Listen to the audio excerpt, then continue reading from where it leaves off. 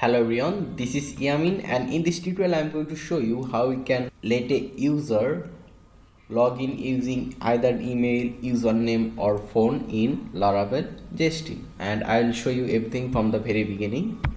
So first of all, I will create a fresh Laravel project. So let me just close this and let's go to our folder over here. Then we'll create a Laravel project over here. Let's open a command prompt and let's say here Laravel new. Our project name will be Laravel login. Let's press enter and it will create a Laravel project for us. So I'll just fast forward the video for now. So here you can see our project creation is complete, and here you can see the project folder Laravel login. So right now let's go to our project directory. So here we are going to say cd Laravel login. So currently we are in the project directory. So let's run our project php artisan serve. So let's go to our browser. Let's say over here this, and this is the freshly created Laravel project. So right now let's go and add Jetstream authentication over here. So for it we'll go to our project directory again and let's open another command prompt here, and right now we'll install Jetstream in our project. So we are going to say over here composer require Laravel /Jetstream, press enter and it will install Jetstream in our Laravel project. So I'll again fast forward the video. So Jetstream installation is complete. So right now we'll install library. So for it we are going to say php artisan Jetstream clone install library and we'll again press enter. So here you can see library installation is complete. So right now we'll open our project using Sublime Text or code editor. So here we'll go to our project directory and our project name was Laravel login, which is this one. So select folder and let me just close the previous project.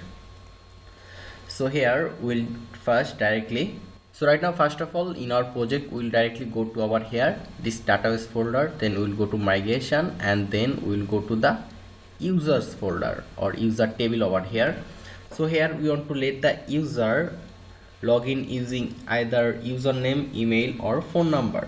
So for it we'll use this name as a username. So since the user will use name for login, so the name should be unique, so we'll add unique before the name. And we also want the user to be able to log in using phone number, so we'll also add phone number over here. So instead of email we are going to say over here phone. So we have name, email and phone column in our users table. So right now let's save this and we'll go back to our command prompt over here, and this time we are going to say npm install and we'll say npm run build. After that we'll say over here php artisan migrate. So this will migrate our user table in the database. So let's say over here php artisan migrate. We haven't created any database, but we still can say over here php artisan migrate. We'll let our command prompt create a database for us. So we'll press enter php artisan migrate and it will say the database Laravel login does not exist, would you like to create it? We'll say yes, press enter and migration is complete. So right now let's go to our XAMPP, this is my admin, and we'll go to our Laravel login database. So here you can see Laravel login, this is the database. So and if you go to the user table, here you can see name, email, phone number field over here. So right now if we just run our project again, and here you can see we have the login and registration field. So if you click registration, so here you can see we have name, email and password field over here. So what we'll do is that we'll add phone number field over here. So for it we'll go to our project folder and then we will go to our resource views, and inside views we'll go to auth, and inside auth we have register.blade.php, and over here Let me just copy the email field from here, and inside the register.blade.php we'll paste the copy the email field and paste it over here, and instead of email we are going to say over here phone. So here everything will be phone, and the type over here instead of email the type will be text, or let's just over here type will be number. And require autocomplete. Okay, we'll remove this autocomplete username. So yeah, so right now if we save it, then if we now refresh here, we have one more extra field for phone number. So right now, in order to let the user insert the phone number in the database table, we need to make some changes. So here first of all we will go to app, then inside app we have action, and inside action folder we have 45 folder, and inside 45 folder here you can see create new user.php. And over here first of all in the validation let's add the phone number field. So let me just copy the name over here and let's paste it over here, and here instead of name we'll say here phone. And here since we are using name and phone number for login, so we need to make that unique. So here let me just copy this from the email from here. So let me just copy this and we'll paste it over here for phone like this, and let's also do the same for the name as well. And after this we'll go down, and over here you can see email equal to name, email, password. We are actually from here we are actually inserting data in the database table. So here we are going to say phone equal to input phone. So right now we also need to do one more thing, that is we need to go to app, then we need to go to models, and inside model here you can see user.php. so here we also require to add the phone number field over here, protected fieldable. So we need to add phone over here. Let's save it.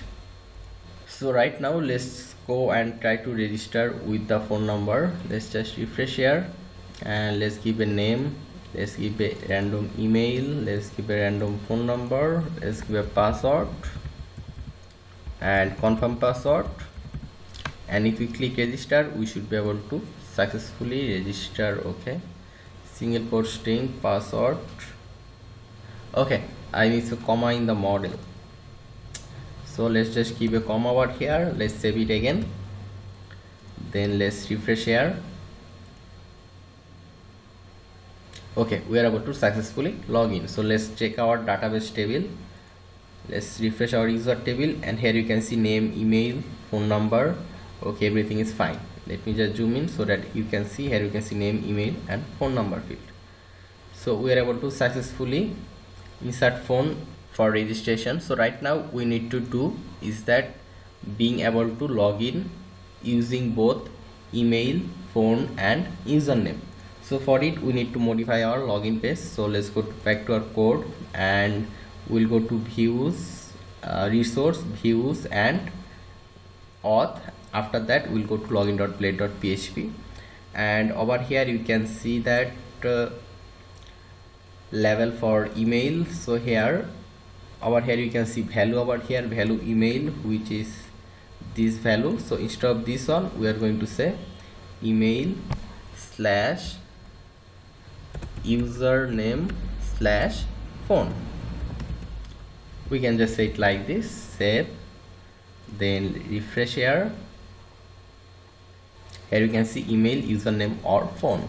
So right now we need to do a few more changes, and that is here input type cannot be email, we'll say over here text, and value it will be, let's say over here value ID, it will be, let's say login name, let's just say over here login name. So here the value will be login name and name will be login name as well, login name. And let's remove this autocomplete, autofocus, username. Okay, so right now let's save this. So after this, if you want to log in using either email, username or phone number, we need to go to our app. Then not app, we just first of all we need to go to the config folder, and inside config here you can see fortify.php.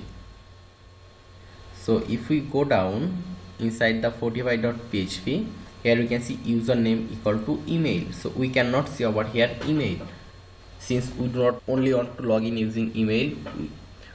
So here we are going to say login name, which we just mention over here in the name value. Over here you can see login name, we'll just mention it over here. And after this we need to make a changes in a different file. So here we need to go to apps, then providers, and inside providers we have Jetstream service providers. So we need to go to Jetstream service provider, and here we have a public function boot.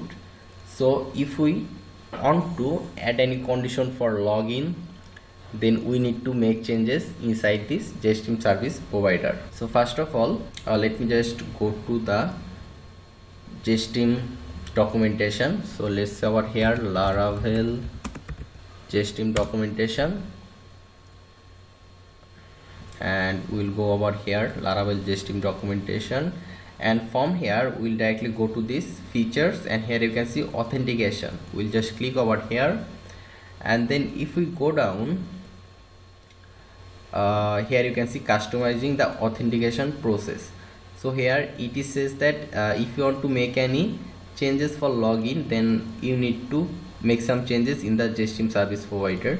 So here it is giving us some code that we need to paste inside the public function boot, which is this function, public function boot void. Here you can see. So after this we need to paste some code.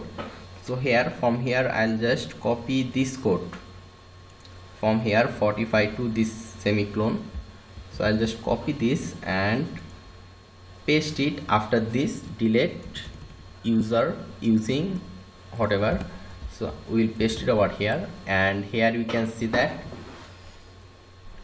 $user equal to user email. So it will let us the user, it will let the user log in using email, but we also want to add phone or name, right? So for it what we'll do is that, let me just press a enter over here. What we'll do is that we need to add a few more conditions. Let me just copy it, and here you can see request email. Instead of email we need to say over here login name. Okay, let me copy this again, and after this we'll give this arrow sign, then we'll say over here or where w will be capital, and here instead of email we are going to say over here name. Then let me just copy this, give a arrow sign over here, and we'll say over here instead of name we'll say here phone, and we'll put it like this.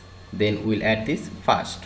So right now let me just explain. So over here what we are doing is that first of all, whatever the user is writing over here, it will check whether it is email, name or phone. It will check if it's email. If not, it will come over here, check if it's phone, or if it's username, or if it's phone. If it's matches, then it will come to this if condition and check if the password is okay or not. If password is okay, then it will send the user to the dashboard. And since we are using Fortify authentication, so we need to add this 4 line over here. You can see user model, request, packet hash, and this Laravel Fortify at the top of our Jetstream service provider. So we'll just copy this, then we'll paste it over here.